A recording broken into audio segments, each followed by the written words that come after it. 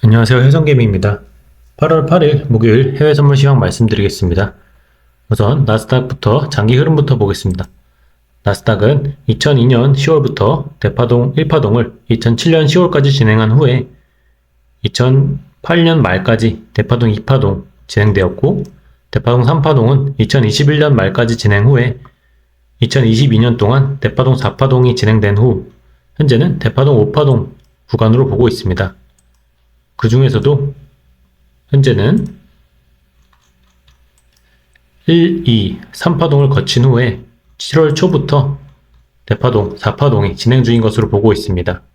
최근 급락이 나오긴 했지만 아직 대파동 5파동 국면으로 보는 이유는 5파동 채널 안에서 움직이고 있기 때문입니다. 최근 하락을 보시면 1, 2, 3, 4, 5로 W파 만들고 ABC Expanded Flat으로 반등 X파 만든 후에 다시 한번 재차 하락하는 모습 보이고 있습니다.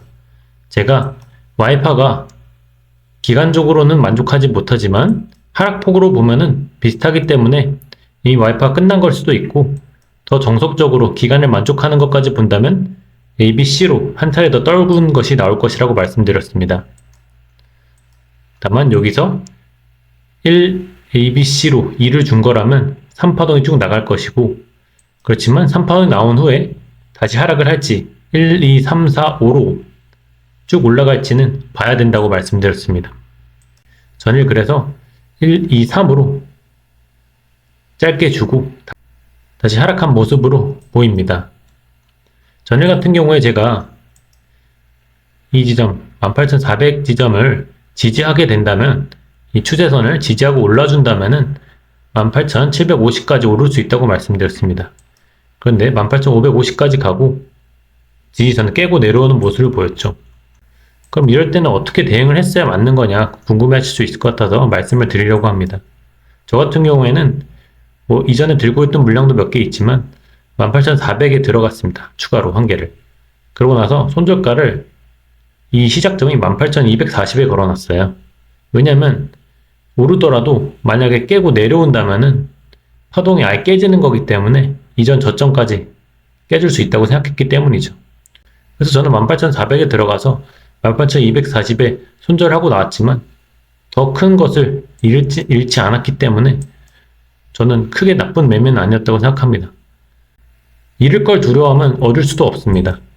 어느 정도 1, 2, 3으로 쭉 올라갈 것을 생각한다면 충분히 들어갈 수 있는 자리였고, 대신 손절을 더 짧게 잡으려면 이 추세선과 만나는 점, 예를 들면 18,360이라던가 18,340이라던가 이렇게 더 짧게 타이트하게 잡을 수는 있겠죠. 결국 상승과 하락을 모두 정확하게 맞출 수는 없기 때문에 최대한 손익비 좋은 자리를 선택해야 되는 것이고, 손절가를 두면서 대응해야 되는 것입니다.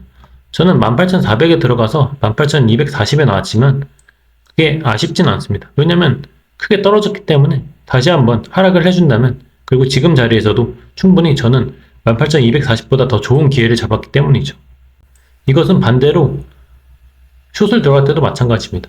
예를 들어서 숏을 들어갔다고 쳐봅시다. 이 자리에서 재차 하락할 거로 생각하고 숏을 들어갔어요. 이 자리에서 들어갈 때 이 자리에서 들어갈 수도 있고, 숏을 들어갔는데 다시 오를 수도 있잖아요. 그러면은 이전 고점을 손절점으로 설정을 해두면 당연히 이만큼 100보 넘게 손해는 보겠지만 더 고점이 나오기 때문에 이 지점에서 다시 숏을 친다면 이때 이만큼 잃은 것보다 훨씬 더 큰 숏의 이득을 볼 수 있는 자리인 겁니다. 그렇기 때문에 지금 같은 장에서는 단기적인 방향을 맞추기 어렵기 때문에 기준점을 두고 대응하시는 게 중요한 포인트고, 그래야만 살아남을 수 있습니다. 지금 구간도 마찬가지입니다.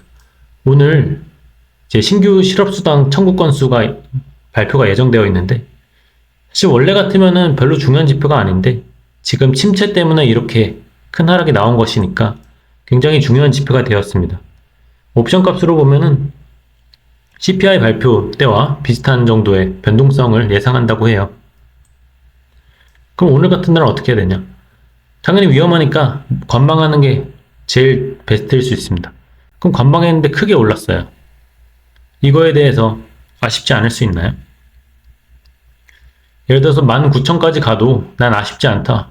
이러면 괜찮습니다. 근데 만약에 그게 그렇게 된다면 나는 배가 아플 것 같다. 그렇게 된다면 나는 포모가 오고 너무 내 선택이 후회가 될 것 같다. 관망했던 내 선택이. 그렇다면 매수해놓고 손절점을 잡아두는 겁니다. 그게 매매 방식입니다.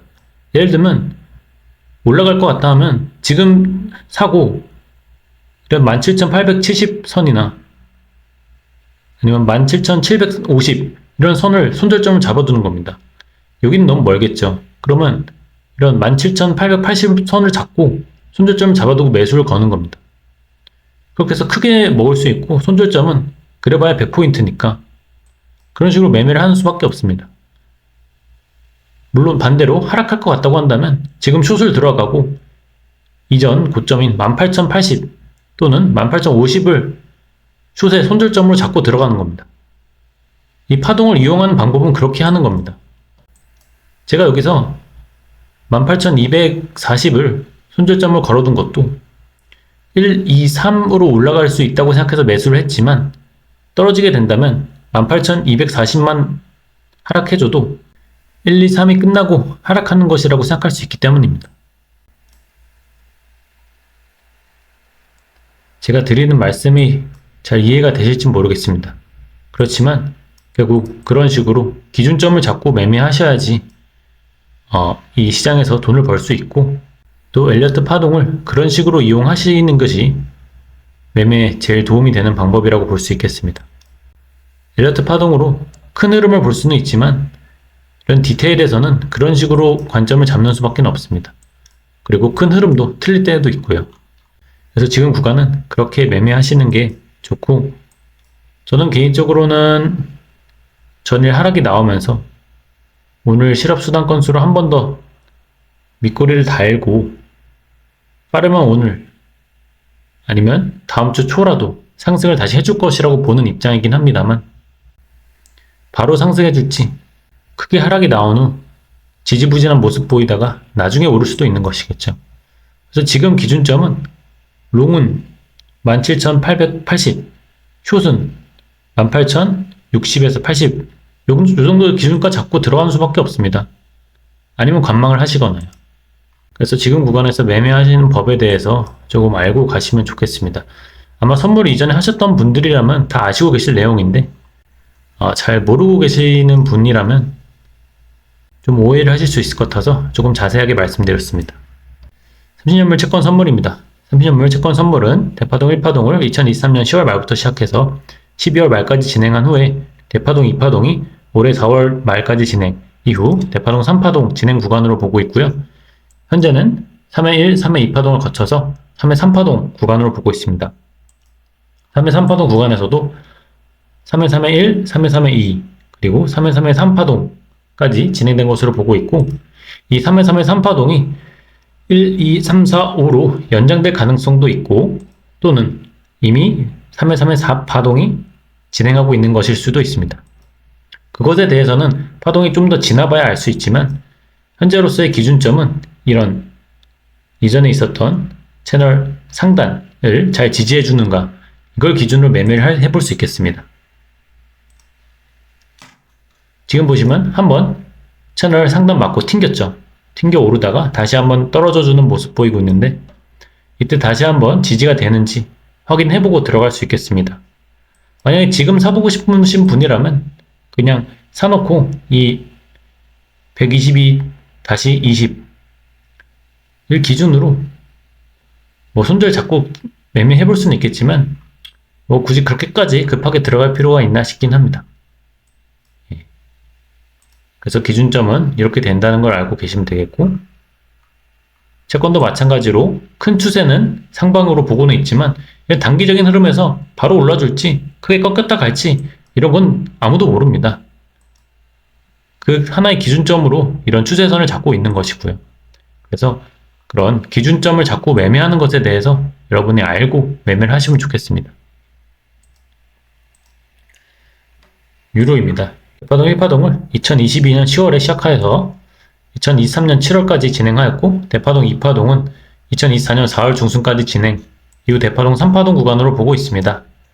현재는 3회 1, 3회 2파동을 마친 후 3회 3파동이 진행되는 구간으로 보고 있고 1, 2로 하락을 마친 후에 크게 상승이 진행되고 있습니다.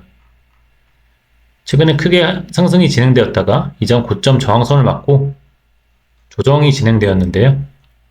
현재 구간 시간봉으로 보시면은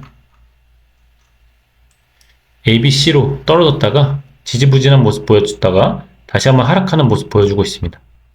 이렇게 쭉 하락해 준다면 크게 한번 WXY로 1.09나 1.09를 살짝 뚫는 선에서 다시 상승이 나타날 수 있다고 보고 있거든요.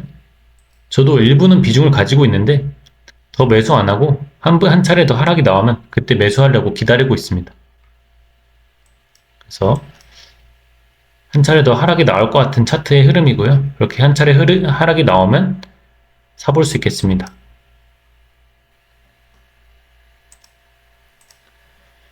골드는 큰 흐름에서 봤을 때 현재 3회 3회 3파동 구간을 2023년 10월부터 진행하고 있는 것으로 보고 있고 현재는 그 중에서도 소파동 5파동 국면입니다. 5파동에서도 5-1, 5-2파를 마친 후에 현재는 5-3파 구간으로 보고 있는데 생각보다 크게 되돌림이 나왔죠. 그래서 제가 최근에 이 2400을 기준으로 손절가 잡고 여기 2421때 말씀드렸습니다. 2400 손절가 잡고 매수 들어갈 수 있고 목표가는 이전 고점까지 잡아볼 수 있다고 말씀드렸습니다. 지금은 꽤 올라왔기 때문에 똑같이 2400을 손절점으로 잡는 것보다는 2420을 손절점으로 바꿔서 타이트하게 매매를 진행할 수 있겠습니다. 왜냐면 이 지점은 이제 의미가 없어요. 여기를 뚫고 내려가면 사실상 두 번 지지되었던 점을 하방 이탈하는 것이기 때문에 그냥 추세가 깨졌다고 볼 수도 있는 것이거든요. 그래서 여기서 사셨던 분이라면 2420을 손절점을 잡으면은 손절점이 아닌 거죠, 사실. 예. 여기서 포지션이 종료되어도 잃은 게 없는 그런 상태가 되는 겁니다. 왜냐면 이 지점에서 샀으니까요.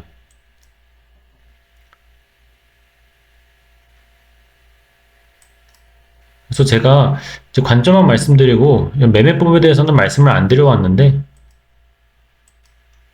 이런 식으로 손절 기준가를 계속 올려가면서 매매를 하는 겁니다. 올라가면 손절가를 잡았는데 손절가를 뚫고 내려가면 내가 생각했던 거랑 다른 것이니까 제 관점이 틀렸구나 하면서 차트를 조금 더 지켜봤다가 다시 한번 확신이 설 때 들어가는 것이고요.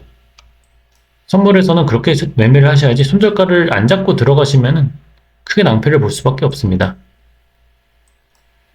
예, 오늘 영상 여기서 마치겠고요. 내일 또 영상으로 찾아뵙겠습니다. 오늘 신규 실업 청구 건수 발표 기준으로 큰 변동성이 예상되니 모두 손절가는 잡고 잘 매매하시길 바라겠습니다. 시청해주셔서 감사합니다.